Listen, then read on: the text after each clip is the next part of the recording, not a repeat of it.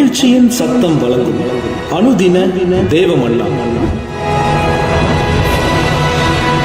Voice of Joy presents Daily Manna by Reverend A. Benedict. Praise the Lord. God loves you so much. இன்றைய தேவ மன்னாவாக 18ஆம் சங்கீதம் 19ஆம் வசனம். அவர் விசாலமான இடத்திலே என்னை கொண்டு வந்து என்மேல் பிரியமாயிருந்தபடியால் என்னை தப்புவித்தார்.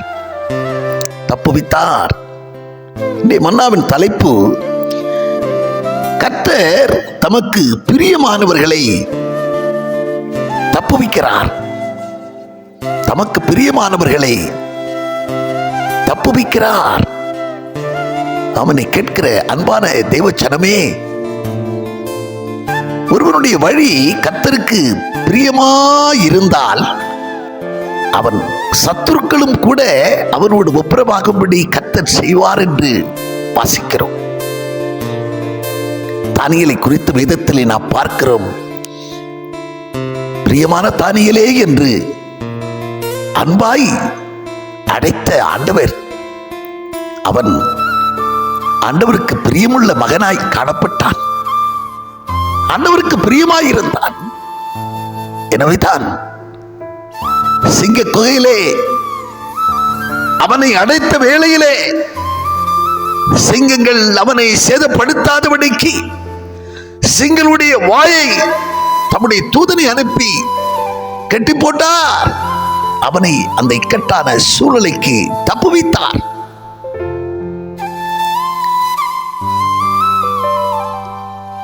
சாத்ராக், மேஷாக், ஆபேத்நேகோ என்கிறதான தேவதாசர்கள்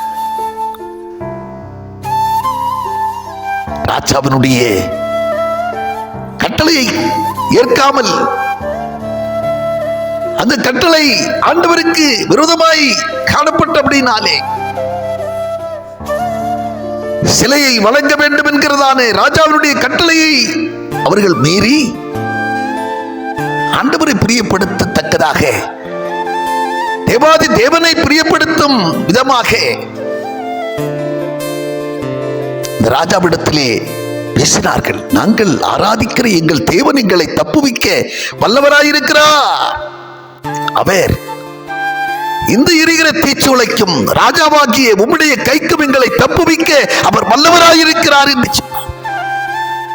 அது மட்டுமல்ல, அவர் எங்களை தப்புவியாமற் போனாலும் கூட நீங்கள் நிறுத்தி இருக்கிற இந்த சிலையை நாங்கள் பணிந்து கொள்ள மாட்டோம் என்று சொல்லி அவர்கள் சொன்னார்கள். ஆம், கர்த்தர் தமக்கு பிரியமானவர்களை தப்புவிக்கிற தேவனாகியிருக்கிறார். அவன் என்னை நோக்கி கூப்பிடுவான், நான் அவனுக்கு மறு உத்தரவு அருளி செய்வேன். ஆபத்தில் அவன் கூட இருப்பேன், அவனை தப்புவிப்பேன், அவனை கனப்படுத்துவேன், அவனை திருப்தியாக்குவேன் என்று சொன்ன ஆண்டவன்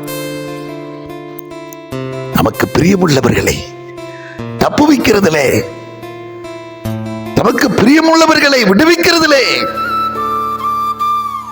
தமக்கு பிரியமுள்ளவர்களுக்கு சகாயம் பண்ணுகிறதிலே அன்றும் இன்றும் என்றும் சிந்தை உள்ளவர் நம் தகப்பன். அவருக்கு பிரியமாயிருங்கள். தாவீது பக்தன் சொல்லுகிறான், உமக்கு பிரியமானதை செய்ய நான் விரும்புகிறேன். நீரே எங்கள் தேவன், உம்முடைய பரிசுத்த ஆவியானவர் எங்களை என்னை செவையான வழியிலே நடத்துவீராக.